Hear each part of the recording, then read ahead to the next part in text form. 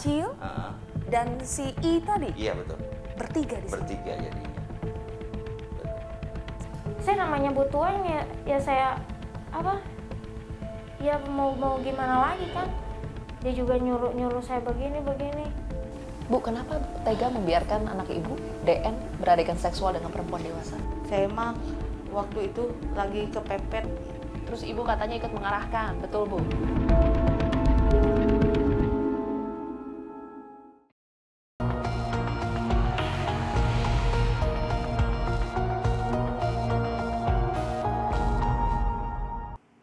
Terbongkarnya pembuatan video mesum yang melibatkan anak-anak di kota Bandung sungguh mengejutkan.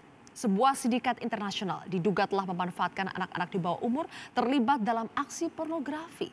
Ironisnya, orang terdekat anak-anak yang menjadi korban pun ikut terlibat.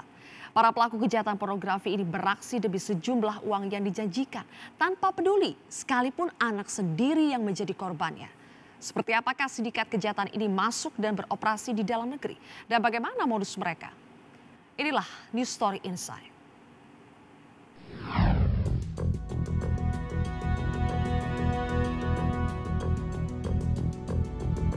Sebuah temuan kepolisian mencengangkan publik.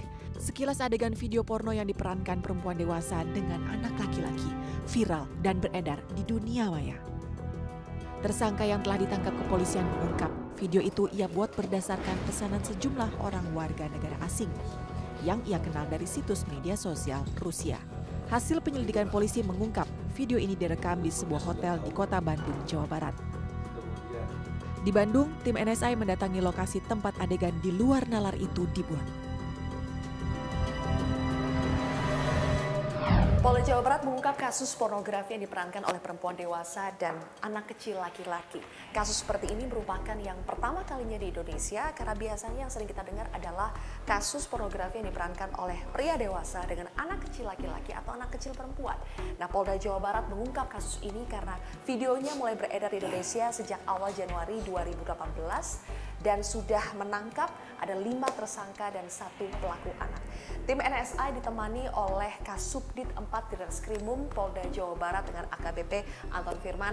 Anton, kita sudah tiba di salah satu hotel tempat syuting video pornografi anak itu terjadi. TKP ini di Kiara Condong, Pak ya? Iya, daerah Kiara Condong. Oke, kita akan langsung masuk ke salah satu kamar hotelnya ini.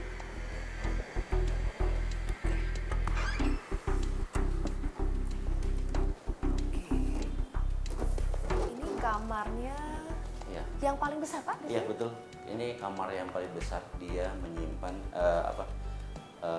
menyewa di kamar tipe eksekutif. Tipe eksekutif. Ini disewa saat kapan, Pak? Sekira bulan Mei 2017 ya. Oke, kita akan lihat dulu kamarnya seperti apa. Jadi ini kamar yang terbesar yang ada di hotel ini, kamar eksekutif. Rate-nya sekitar berapa, Pak ya? Ini sekitar kalau di weekday 600-an, kalau di weekend bisa sampai 700-800. Oke, jadi ada satu ranjang, ini ukuran king. Kemudian kamar mandi. Ya. Ada adegan yang diperankan di kamar mandi juga, Pak? Ada. Jadi begitu si para pelaku itu masuk ke dalam ruangan, kemudian dengan anak kecilnya, pertama kali, jadi di sini itu ada sofa, di sini ada sofa, kemudian di sini ada meja, di meja, kemudian kursi juga ada 2 sebenarnya. Memang sudah disiapkan dari hotelnya atau dari mereka hotelnya, minta? dari hotelnya. Tapi ini properti yang ada di sini sudah kita amankan sebagai barang bukti. Nah, mereka masuk datang untuk si perempuan. Itu dia rebahan dulu di sini. Kemudian di sofa, Pak ya? Di sofa, betul di sofa. Kemudian untuk anaknya dia tiduran di sini. Pertama kali anaknya baru 1, Pak ya? Iya betul, baru DN. 1. Baru 1. Kemudian setelah itu ngobrol-ngobrol, kemudian anak diberi. Itu skenarionya memang seperti itu, Pak? Di setting seperti itu? Belum, ini belum masuk skenario. Jadi untuk merayu anak dulu mungkin ya. Saat itu mereka hanya bertiga, Pak? Iya, hanya bertiga. Faisal, kemudian Intan, dan DN. Iya. Nah, setelah itu baru mulai adegan. Anak dimandikan dulu. Oh. Ya. Skenarionya memang seperti Memang itu, Pak? seperti itu. Itu request dari yang betul. yang meminta itu? Sesuai dengan warga negara asing itu, Pak? Betul, ya. Oke, Anak dimandikan di sini? Di shower sini dimandikan. Setelah dimandikan, baru dipakaikan baju lagi, baru ke... Jadi Intan yang memandikan Ya, DN itu, betul. Pak? Nah, Intannya masih berpakaian? masih berpakaian. Oke. Setelah dimandikan, dibawa Setelah keluar. mandikan, baru dibawa lagi. Nah, baru di sini. Di sini Di mereka sini mereka, si anak ini sempat agak semacam merengek ya.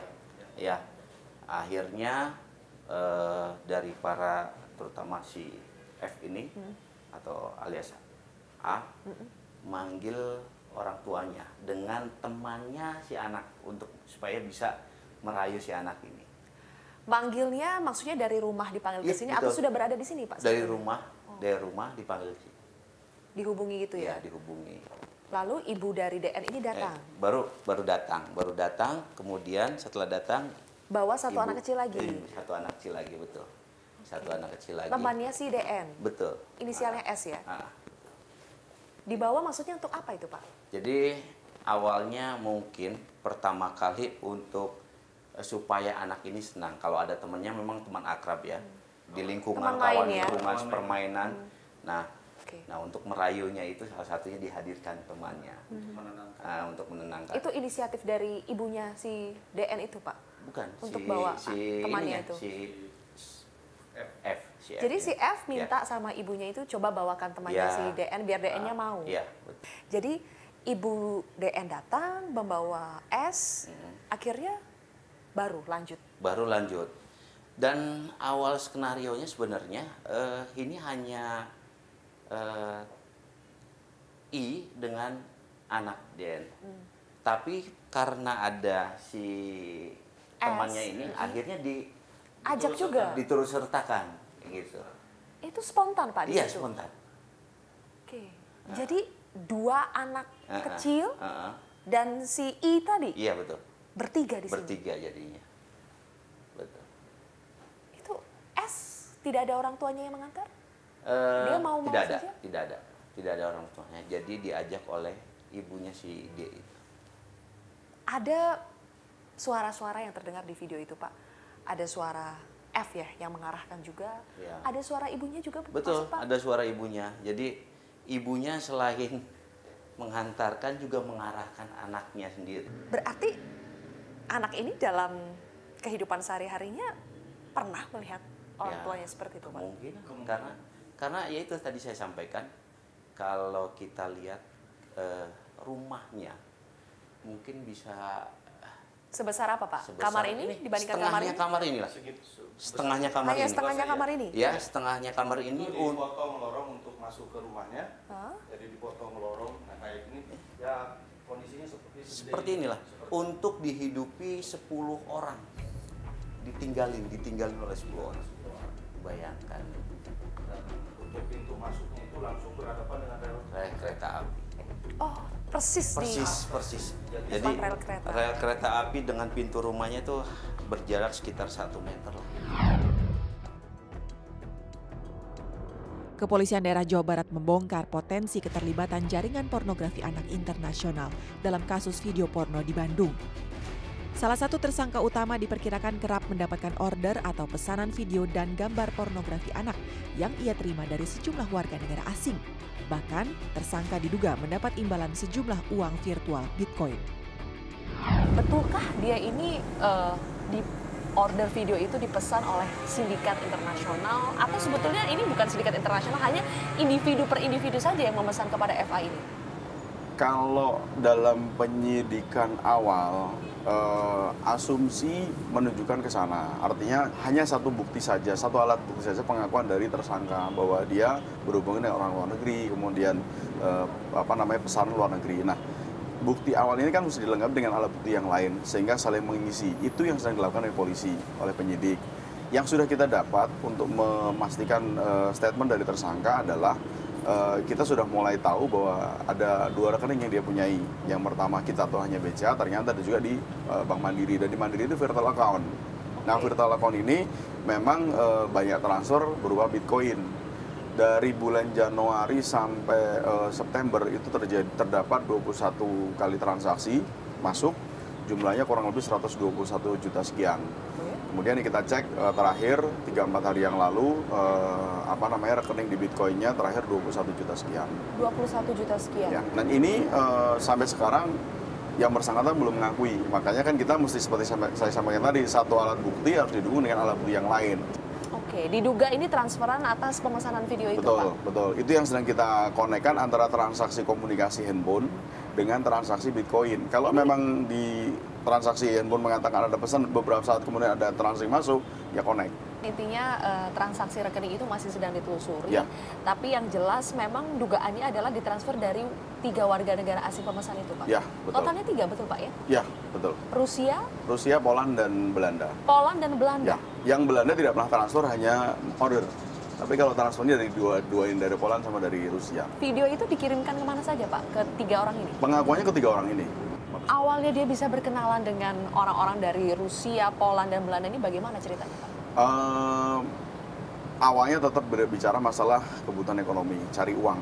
Intinya seperti itu. Kerjaannya memang sehari-hari apa sih Pak? Dia nggak kerja, sama sekali nggak ada pekerjaan. Dari situlah muncul ide, karena seperti saya bilang tadi, dia lebih banyak hidupnya hari-hari itu lebih banyak ke handphone. Kemudian dia muncul untuk masuk ke pemikiran untuk masuk ke VK tadi. Di VK ternyata ditemukan ada komunitas orang-orang penggemar pedofil. VK ini Facebook buatan Rusia ya? Seperti betul. Facebook buatan Betul, Rusia? betul. Kemudian dia pasang di situ foto yang menurut pengakuan dia adalah foto editor seorang perempuan dewasa sedang berhubungan badan dengan anak kecil. Kemudian di wall-nya, mungkin kalau di FB ya, dapat komentar dari orang-orang Rusia, Poland, Belanda belum muncul waktu itu. Seperti apa sih Pak komunikasinya? Contohnya? Ya, contoh misalnya, can you make video adult woman with children? Yes, udah gitu dong jawabannya. Kemudian dikasih skenario. Oh, yang memberikan skenario siapa? Mereka, si pemesan. Si pemesan itu? Si pemesannya, iya. Pak, rentang waktu dari awal mulai berkomunikasi via VK, lanjut ke Telegram, sampai akhirnya eksklusif video itu berapa lama Pak? Masih dalam penyidikan. Jadi kita tahunya kalau dilihat dari virtual account itu mulai virtual account mulai bulan Januari 2017, kemungkinan komunikasi sebelum itu sudah ada. Virtual account sejak Januari 2017? Ya, transaksi yang kita dapatkan di virtual account atas nama FA ini kurun waktunya Januari sampai September. Anda bilang mau rumah, mobil, terus mereka mengiyakan? Iya. Sejauh ini uang yang sudah diberikan kepada Anda berapa? Hanya sekitar 35 juta, Bu.